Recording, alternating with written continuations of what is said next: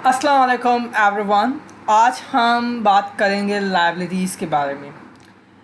Liabilities क्या होती हैं अकाउंटिंग के लैंग्वेज में?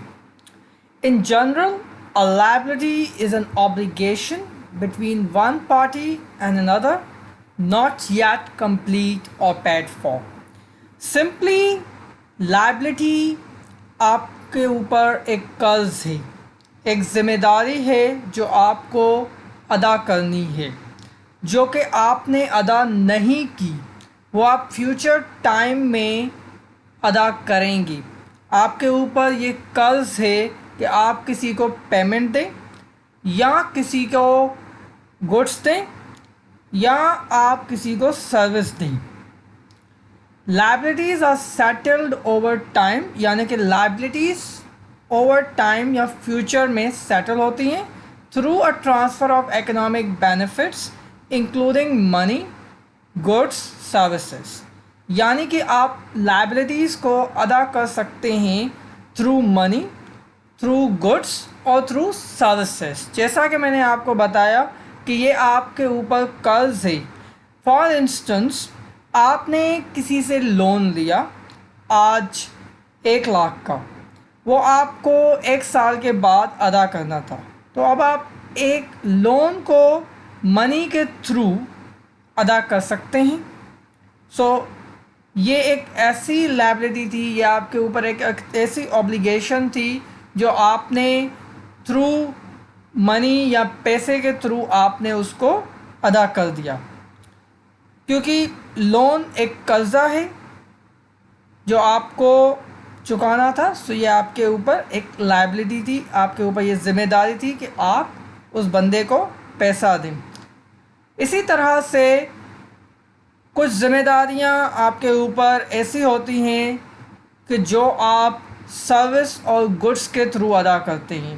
फॉर इंस्टेंस, आप सब यूनिवर्सिटीज़ के स्टूडेंट्स होंगे या स्कूलों में आप पढ़ते होंगे, तो क्या होता है कि आपका जो स्कूल है वो आपसे एडवांस में फ़ीसेस ले लेता है।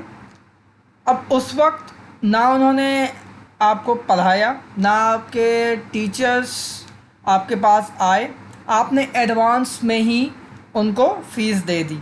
तो अब ये स्कूल की ज़िम्मेदारी बन गई कि आपको वो फ्यूचर में वो सर्विस दें जिसके लिए उन्होंने आपसे पैसा लिया है। अब उनके पास ये ज़िम्मेदारी क्या थी कि आपको वो सर्विस दें। ये उनके ऊपर लायबिलिटी थी कि जिसका उन्होंने पैसा लिया है आपसे, वो आपको सर्विस अदा करें इन फ्यूचर। ये स्कूल के लिए लायबिलिटी बन गई, तो उन्होंने सर्विस के थ्रू आपको वो लायबिलिटी कंप्लीट कर दी। अब इस तरीके से आप गुड्स के थ्रू भी अपनी लायबिलिटीज़ को पूरा करते हैं। फॉर इंस्टेंस, अमूमन ऐसा होता है, फॉर इंस्टेंस आप शादी के लिए कहीं पे कस्टमाइज शूज़ बनाने गए।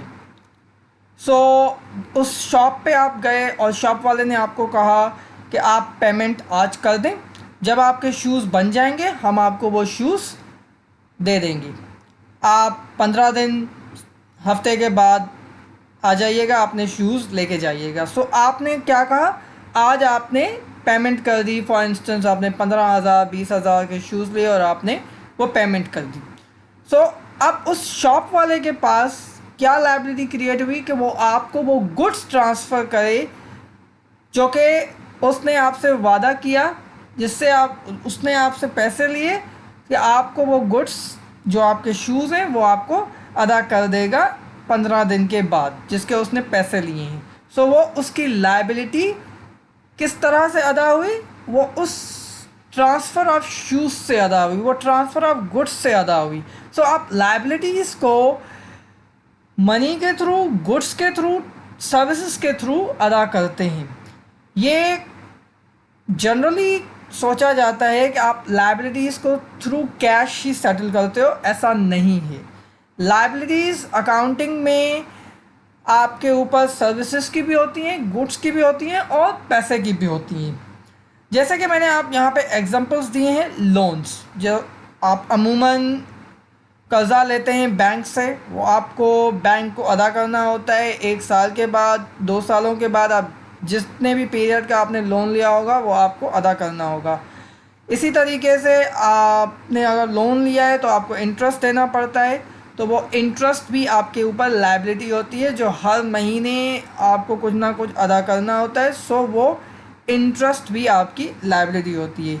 इसी तरीके से आपके पास आपके वर्कर्स होते हैं कंपनीज़ में, वो आपके कंपनी के लिए काम करते हैं, सो उनको भी आपको वेजेस देनी होती हैं। अब उन्होंने काम तो कर दिया, आपको महीने के बाद उनको पेमेंट करनी थी, फॉर इंस्टेंस आप नहीं कर पाए, तो वो आपके लिए लायबिलिटी क्रिएट हो जाएगी कि आपको उनको पैसा देना है। इसी तरीके से रेंट होता है। अब रेंट, आपने घर अपना रेंट पे लिया हुआ है, सो आप वहाँ पे उस घर में रह रहे हैं और महीने के बाद आपको जो है वो रेंट अदा करना है। फॉर इंस्टेंस आपने रेंट अदा नहीं किया तो वो आपके लिए लायबिलिटी बन जाएगी, आपके लिए ऊपर कर्ज़ा बन जाएगा कि आप उस रेंट को अदा करें। सो ये सारी लायबिलिटीज़ जो आप देख रहे हैं ये आप थ्रू कैश ही सेटल करते हो। इंटरेस्ट हो गया, वेजेस हो गए, रेंट हो गए, लोन्स हो गए, या आप पैसे के थ्रू आप कंप्लीट करती हैं। क्रेडिटर्स यानी कि आपने किसी से सामान लिया क्रेडिट पे, कर्ज़े के ऊपर आपने सामान लिया। अमूमन ऐसा होता है कि आप दुकानदार से चीज़ें ले लेते हो और आप उनको कहते हैं कि भाई साहब हम आपको 2 दिन के बाद पैसे दे दी। अब जब कंपनीज़ कॉन्ट्रैक्ट करती हैं किसी से तो उनके अच्छे जो है वो टर्म्स होते हैं सप्लायर्स के साथ, और वो बहुत ही बड़े मिकदार में सामान लेते हैं, तो उनको अच्छे से वो जो है कुछ पीरियड के लिए दे देते हैं कर्ज़े के ऊपर वो गुड्स। तो आप ले जाएं, जब आप अपने गुड्स बेचते हैं तो आपके पास पैसा आएगा, तो फिर आप हमें पैसा वापस कर दीजिएगा। तो इस तरह से जो है वो क्रेडिटर्स की जो सेटलमेंट होती है, जो लायबिलिटी जो सेटलमेंट होती है, वो भी कैश से होती है। अब यहाँ पे मैंने एक लफ्ज़ लिखा है प्रीपेड इनकम। प्रीपेड इनकम वो इनकम होती है जो आपने एडवांस में ली होती है और उसकी जो सर्विस है या गुड्स हैं वो आप फ्यूचर में अदा करते हो। जैसे कि मैंने आपको एग्जांपल दी थी यूनिवर्सिटी की, तो यूनिवर्सिटी ने जो फीसेस हैं वो बच्चों से पहले लिए हुए थे, उसके बाद उन्होंने सर्विस दी। इसी तरीके से टिकट्स वाले होते हैं, एरोप्लेन वाले, वो भी आपसे पैसे ले लेते हैं, आपको टिकट दे देते हैं और फिर एरोप्लेन की जो सर्विस होती है वो आपको बाद में देते हैं।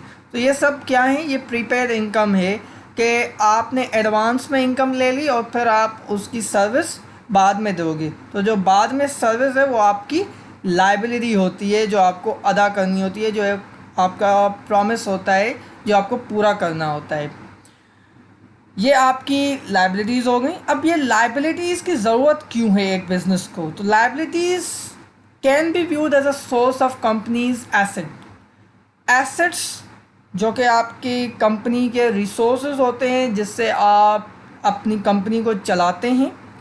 फॉर इंस्टेंस आपको एम्प्लॉयज़ की ज़रूरत है, आपकी एम्प्लॉई जो है वो आपके लिए रिसोर्स है, वो आपके लिए काम करेंगे, तो आप उन एम्प्लॉयज़ को पे करने के लिए आपको लोन लेना पड़ सकता है।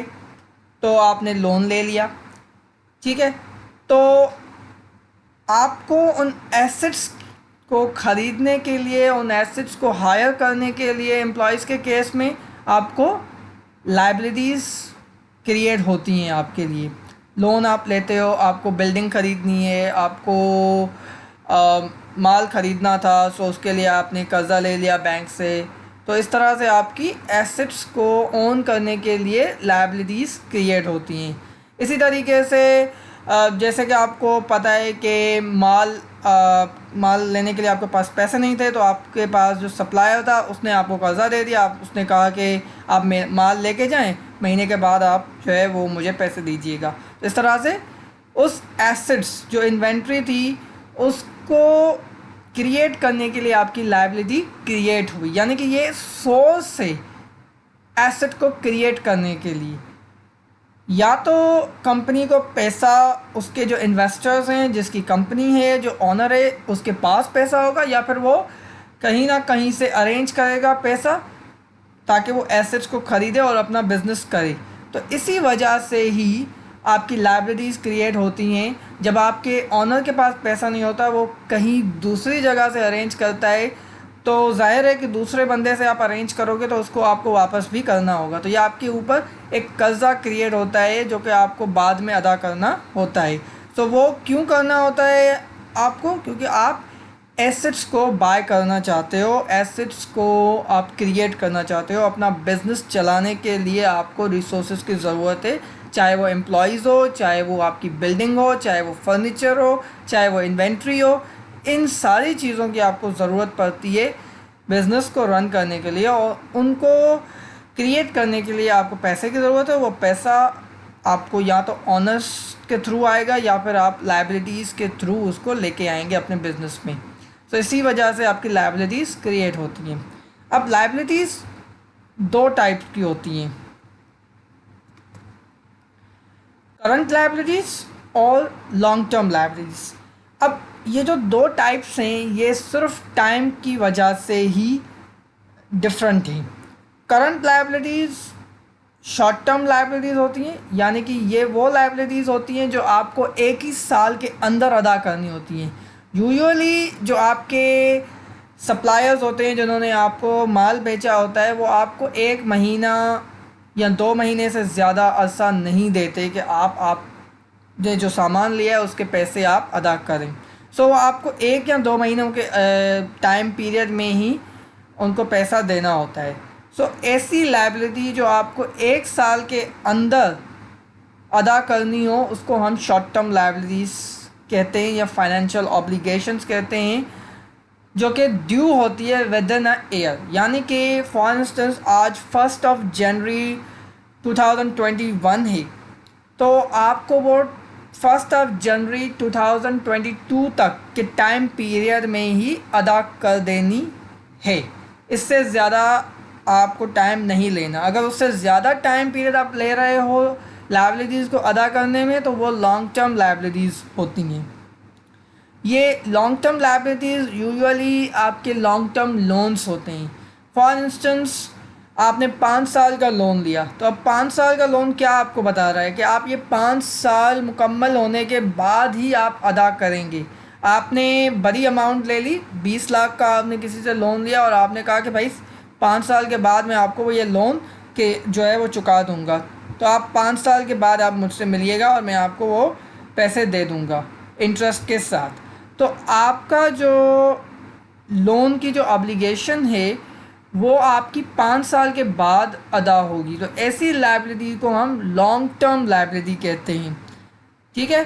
सो 1 साल के अंदर जो लाइबिलिटीज़ आपकी कंप्लीट हो जाएं, जिनको आप सेटिस्फाई कर दें, उनको आप पे कर दें, तो उनको हम करंट लाइबिलिटीज़ में लेते हैं। फॉर इंस्टेंस आपको एम्प्लॉयज़ को पे आउट करना होता है, तो अब वो 1 महीने के लिए सर्विस दे रहे हैं, 2 महीनों के लिए, तो वो ज़्यादा से ज़्यादा कब तक इंतज़ार करेंगे? 6 महीनों तक ज़्यादा से ज़्यादा इंतज़ार कर सकते हैं। फिर तो वो स्ट्राइक्स पे आ जाएंगे कि आप उनको पैसा नहीं दे रहे, उनसे आप काम करवा रहे हो।